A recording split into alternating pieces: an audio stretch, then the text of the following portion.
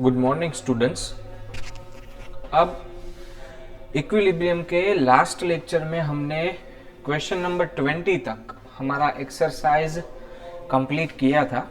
So question number 21 से हमारा exercise हम आगे कंटिन्यू करते हैं।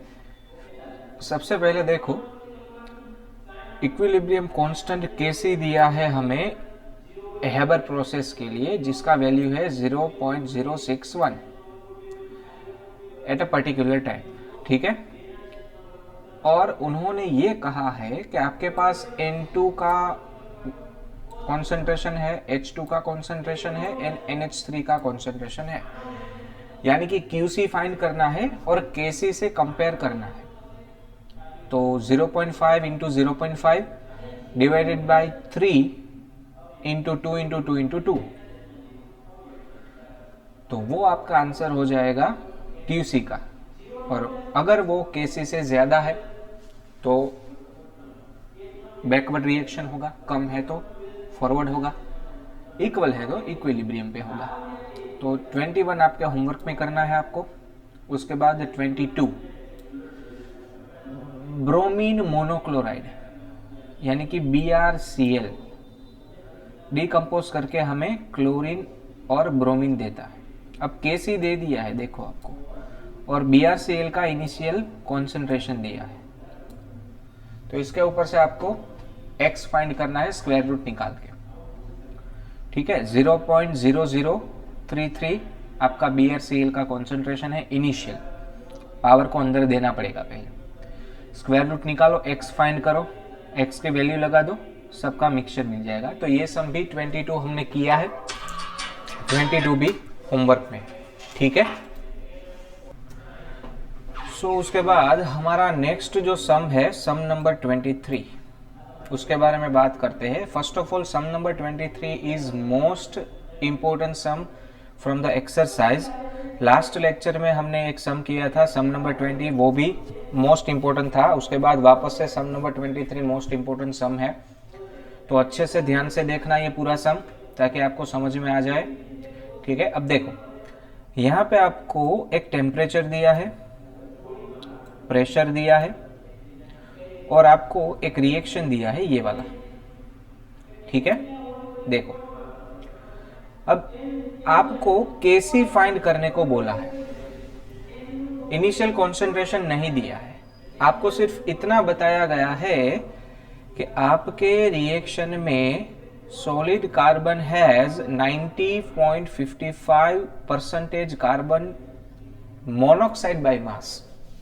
That means suppose we have 100 gram of carbon, then among them 90.55 will be converted to carbon monoxide and remaining will be carbon dioxide.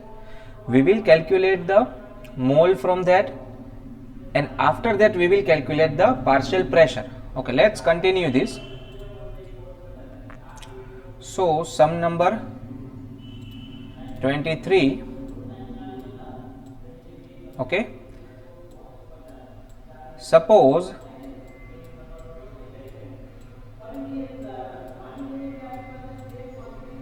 out of 100 gram, suppose out of 100 gram 90.55 gram CO is there, and 100 minus 90.55 gram यानी कि 9.45 gram carbon dioxide is there. Therefore, mole of carbon monoxide will be equal to 90.55 divided by molecular mass of carbon monoxide. So 16 plus 12, 16 plus 12, it will be equal to 28. 16 plus 12, So mole of carbon monoxide will be equal to, divide it, 90.55 divided by 28, it is equal to 3.23.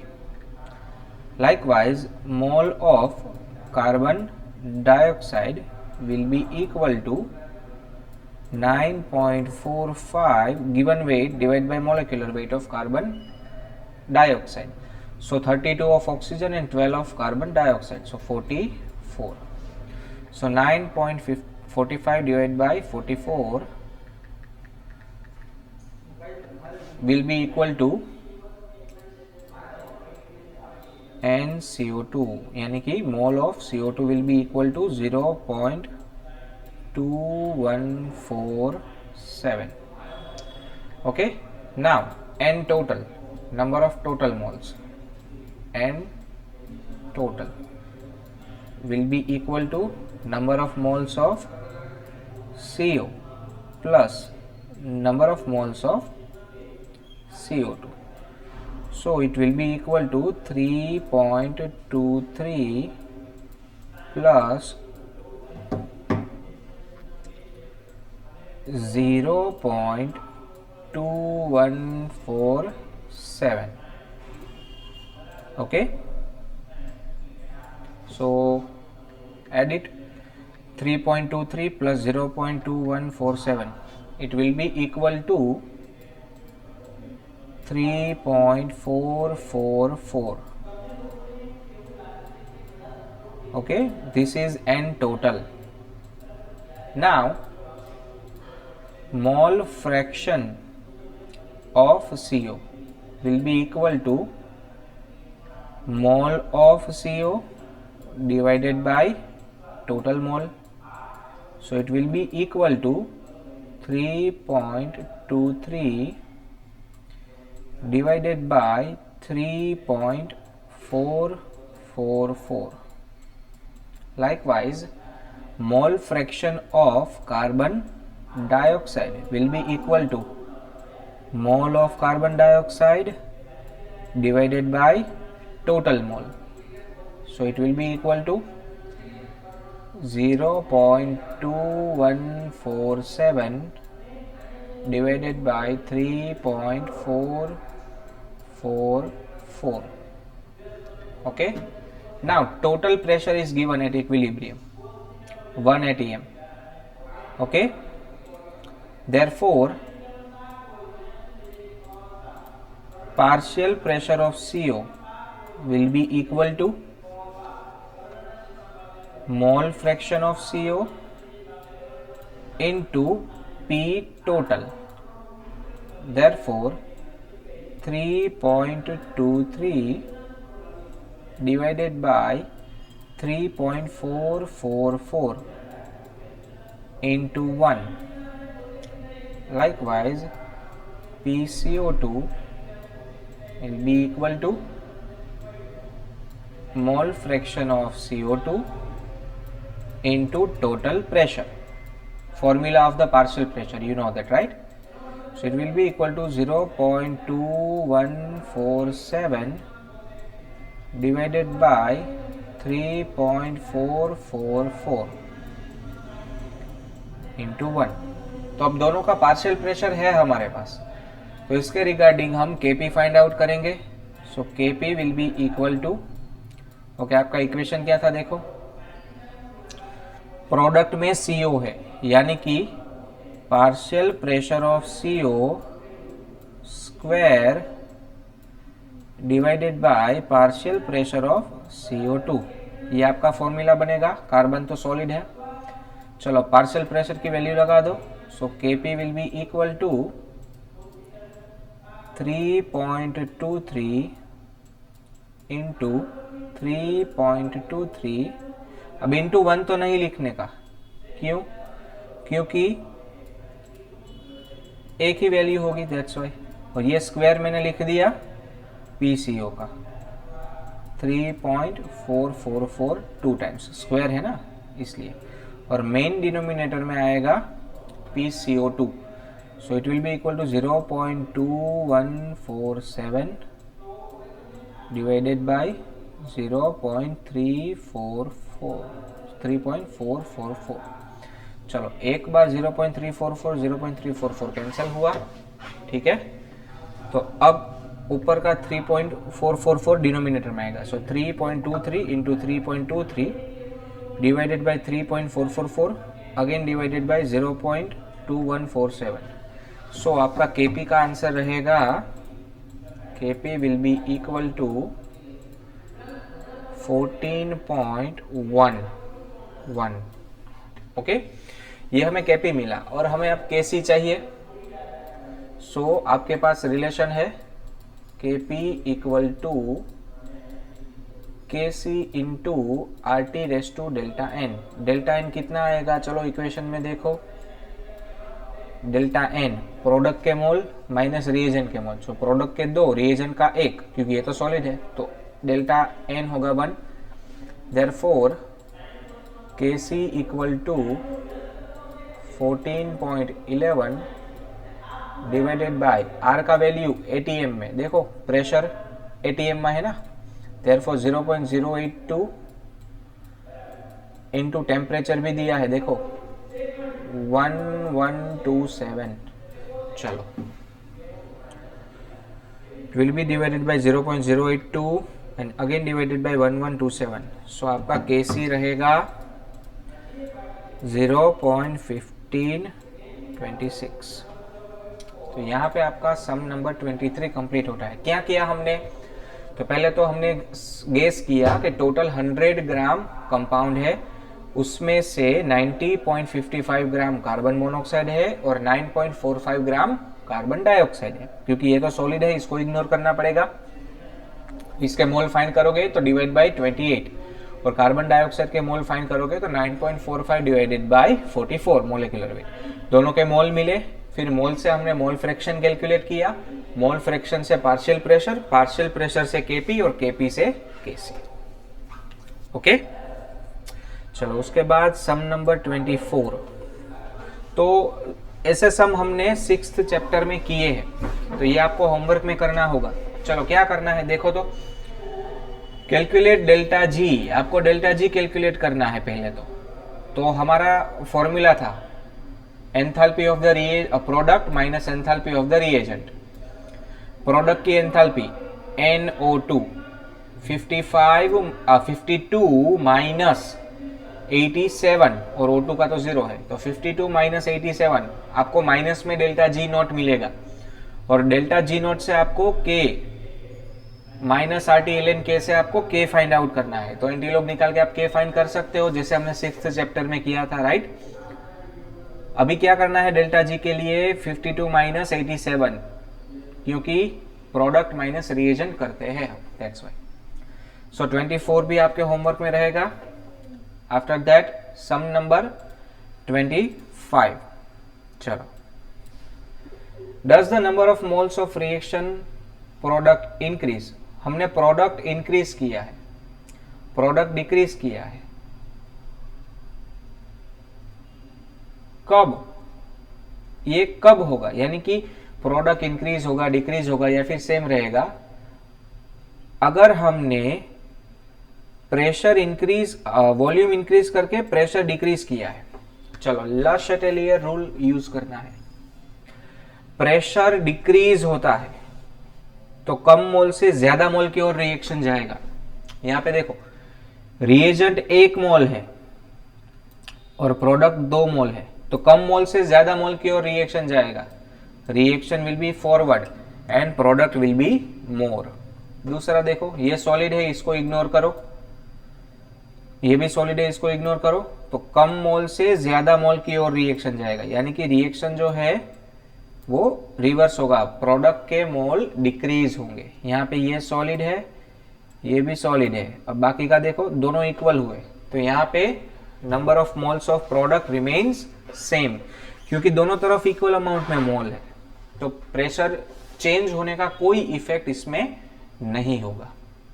Okay, after that sum number 26, which of the following reaction will get affected by increase in pressure, pressure increase किया है तो forward होगा backward ये बताना है। Pressure increase करोगे ज्यादा मोल से कम मोल की ओर रिएक्शन जाएगा। चलो रिएजेंट में 1 मोल, प्रोडक्ट में 2, तो ज्यादा मोल से कम मोल की ओर, तो रिएक्शन आपका जाएगा रिवर्स डायरेक्शन। ठीक है, समझ में आया? रिएक्शन आपका जाएगा रिवर्स डायरेक्शन। ओके,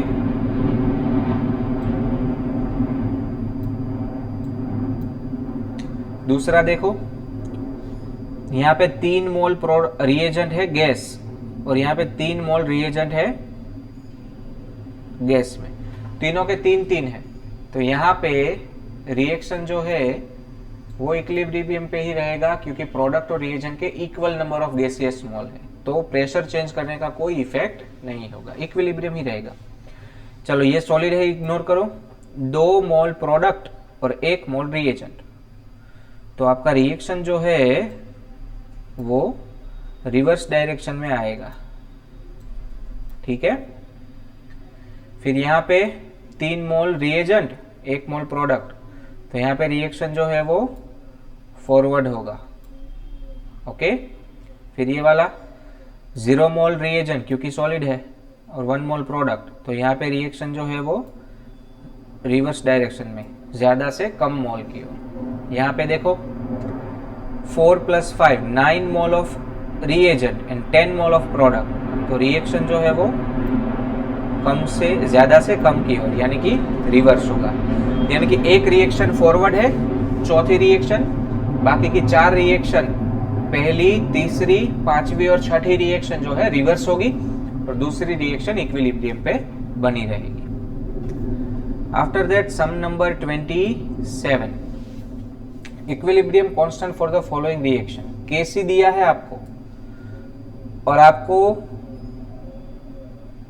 ये तो पूरा का पूरा सम कैसा है देखो, हमने ऐसा ही कैलकुलेट किया था ना 2 लेक्चर पहले। ये रहा सम नंबर 15। फर्क कितना है, यहाँ पे कॉन्सेंट्रेशन दिया है, यहाँ पे प्रेशर दिया है, सेम टू सेम है पूरा सम। 27 आपको होमवर्क में करना है।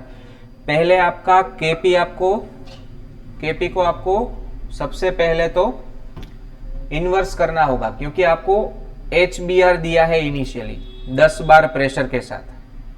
ओके, तो 1/1.6 × 10⁵, फिर आपको स्क्वायर रूट निकालना होगा। ओके, सेम टू सेम है, आगे हमने जो सम किया था वैसा ही। सो 27 होमवर्क में है। अब 28 के बारे में बात करते हैं। यहाँ पे एक रिएक्शन आपको दिया है, ठीक है। अब उस रिएक्शन के लिए आपको क्या फाइंड करना है, देखो एक्सप्रेशन फॉर केपी। सबसे पहले केपी का फॉर्मूला लिखो, तो partial pressure of CO into partial pressure of H2³ divided by partial pressure of CH4 into partial pressure of H2। फिर दूसरा, how will the value of KP and composition equilibrium mixture affected. अगर pressure increase करोगे तो देखो ज्यादा से कम मोल की ओर reaction जाएगा। प्रोडक्ट में 4 है, रिएजेंट में 2 है। So if we increase the pressure, KP remains constant, reaction becomes reverse because reaction tends to move from higher number of moles to lower number of moles. okay, so reaction है वो reagent की ओर जाएगा, reverse होगा। Temperature increase करोगे, अब ये reaction जो है वो एंडोथर्मिक है और एंडोथर्मिक में टेम्परेचर इंक्रीज करने से केपी इंक्रीज होगा। सो टेम्परेचर इंक्रीज करने पे केपी इंक्रीज होगा और रिएक्शन है वो फॉरवर्ड होगा। Using a catalyst reaction equilibrium पे बना रहेगा, केपी और इक्विलिब्रियम मिक्सचर पे कोई इफेक्ट नहीं होगा, सिर्फ रिएक्शन है वो फास्ट हो जाएगा। चलो after that question number 29, addition of H2। अगर आपने H2 ऐड किया यानी कि रिएजेंट ऐड किया है तो नया प्रोडक्ट बनेगा, रिएक्शन है वो फॉरवर्ड होगा। आपने CH3OH ऐड किया यानी कि प्रोडक्ट ऐड किया तो रिएक्शन रिवर्स जाएगा, और नया रिएजेंट बनेगा। अगर आपने CO निकाल लिया तो आपने रिएजेंट को हटा दिया है, तो वापस से इक्विलिब्रियम लेने के लिए रिएक्शन है वो रिवर्स होगा। और अगर आपने CH3OH निकाला तो प्रोडक्ट निकालने की वजह से नया प्रोडक्ट बनेगा, रिएक्शन फॉरवर्ड होगा इक्विलिब्रियम अटेन करने के लिए। Okay, after that sum number 30। देखो यहां पे आपको डेल्टा H दिया है जो कि प्लस है, यानी कि एंडोथर्मिक रिएक्शन है। Equilibrium Kc for decomposition of reaction is been given. अब क्या करना है, Kc का फॉर्मूला लिखो सबसे पहले। सो concentration of PCl3 into concentration of Cl2 divide by concentration of PCl5, ये हो गया formula. Value of Kc for the reverse reaction, तो इसका रेसिप्रोकल कर दो, यानी कि 1/8.3 इंटू 10⁻³ ये दूसरे क्वेश्चन का आंसर, रिवर्स रिएक्शन का। अब Kc पे क्या इफेक्ट होगा वो बताना है। अगर आपने ज्यादा PCl5 ऐड किया तो कॉन्सेंट्रेशन चेंज होने की वजह से Kc कोई इफेक्ट नहीं दिखा रहा है, क्योंकि Kc is independent of initial concentration. Pressure increase करोगे फिर भी Kc में कोई चेंज नहीं होगा। Equilibrium constant does not affected by pressure change. लेकिन अगर टेम्परेचर इंक्रीज किया तो एंडोथर्मिक रिएक्शन होने की वजह से Kc की वैल्यू बढ़ेगी। Okay, so that was the question number 30। After that question number 31। चलो ये रिएक्शन आपको दिया है, ठीक है, हेबर प्रोसेस है पूरा और उसमें ये स्टेप आता है। करना क्या है, तो आपको CONH2O का इनिशियल प्रेशर दिया है, CONH2O का 4400, 4 - x 4 - x, x and x, so x square divide by 4 - x whole square, square root निकाल लो, आंसर मिल जाएगा डायरेक्टली। ऐसे तो सम हमने किए हैं ना काफी सारे।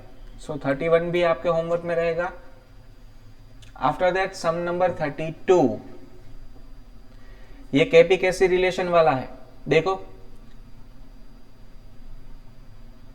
प्रिडिक्ट, ओके, KP-Kc रिलेशन भी नहीं है, सिर्फ प्रिडिक्ट करना है रिएक्शन है वो इनिशियल स्टेज पे है या फिर खत्म हो चुका है या फिर कंपेरेबल वैल्यू है वहां पे। चलो सबसे पहले इसका Kc देखो, 10⁻⁻39, यानी कि Kc is less than 10⁻³ so reaction is at initial stage, reagent is more in amount whereas product is in a negligible amount. okay, after that इस रिएक्शन में Kc की वैल्यू 10⁸ है, यानी कि Kc is more than 10⁻³ so nearly all the reagent are used and it is converted into product. Reaction is at a ending stage and Kc is equal to 1.8. So Kc is between 10⁻³ and 10⁻³. So there is a comparable value of reagent and product. Comparable amount of reagent and product is there. Okay. After that 33. चलो 33 देखो यहाँ पे आपको Kc की value दी है 2 × 10⁻⁻50। वो -50 means it is at a initial stage, product बहुत ही कम होगा, लेकिन हमें उस प्रोडक्ट का कॉन्सेंट्रेशन चाहिए। कोई बात नहीं, इनिशियली हमें O2 का कॉन्सेंट्रेशन दिया है, देखो 1.6 × 10⁻²। चलो ये सम कैलकुलेट करते हैं। सम नंबर 33। सो रिएक्शन है 3O2 gets converted into 2O3। चलो इनिशियल कॉन्सेंट्रेशन कितना है 1.6 × 10⁻², यानी कि 0.016 मोलर, और ये होगा 0। इनमें से कितना कम होगा 0.016 माइनस 3x बनेगा कितना 2x जितना। ओके, देयरफॉर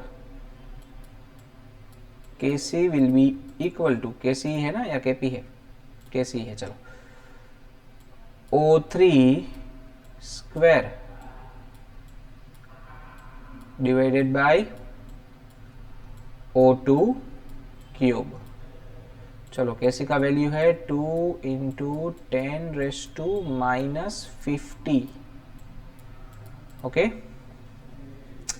यहाँ पे 2x का स्क्वायर रहेगा, यानी कि 2x इंटू 2x, और नीचे आएगा 0.016 माइनस 3x। अब यहाँ से माइनस 3x को मैं इग्नोर करूंगा, इसका क्यूब रहेगा, ठीक है। क्यों इग्नोर किया मैंने? क्योंकि Kc की वैल्यू बहुत ही कम है, तो रिएजेंट में जो चेंज होगा वो निग्लिजिबल होगा। ओके, चलो अब इसको यहाँ पे मल्टीप्लाई करो, ठीक है। सो एक बार 2 तो कैंसिल हो गया ना, so 0.016 into 10⁻⁻50 equal to 2x square, और इसको 2 से डिवाइड करोगे तो आएगा 0.008 इंटू 10⁻⁻50। चलो अब इसका स्क्वायर रूट निकालना है, 0.008 का स्क्वायर रूट निकालो, आएगा 0.0, सो x इक्वल टू 0.089 इंटू 10⁻⁻25। सो ये हो गया आपका कॉन्सेंट्रेशन। इसको 2 से मल्टीप्लाई करोगे तो आपको O3 का वैल्यू मिल जाएगा।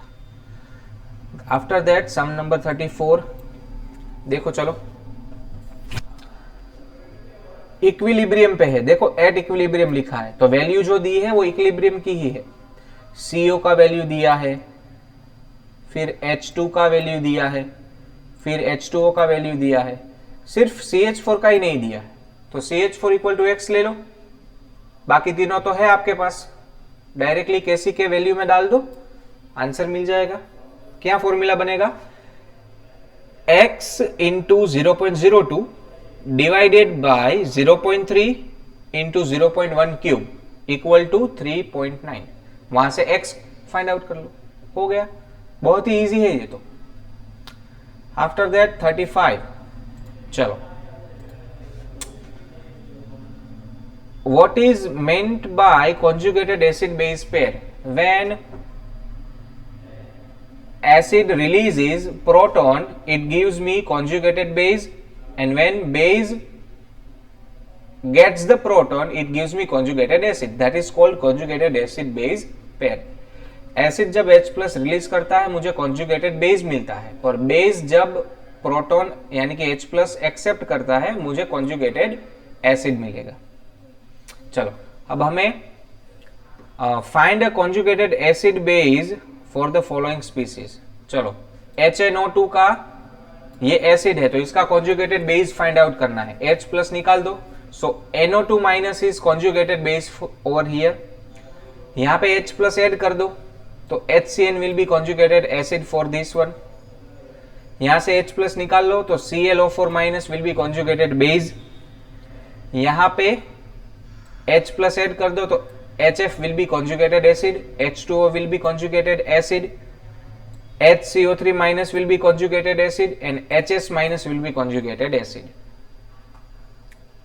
H प्लस ऐड करोगे तो कॉन्जुगेटेड एसिड मिलेगा, याद रखना।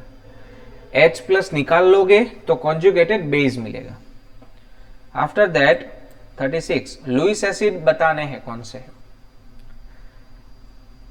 H2O डोनेट करता है इलेक्ट्रॉन, तो ये लुईस एसिड नहीं है। BF3 फ्लोरीन बहुत ही ज्यादा इलेक्ट्रोनेगेटिव होने की वजह से बोरॉन के ऊपर इलेक्ट्रॉन डेफिशिएंसी है, सो BF3 एसिड है।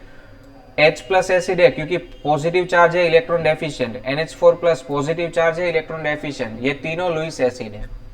After that what will be the conjugated base for this acids? Base बनाना है, H प्लस निकाल दो, सो इसका बेस रहेगा F माइनस, इसका HSO4 माइनस, इसका CO3 माइनस 2।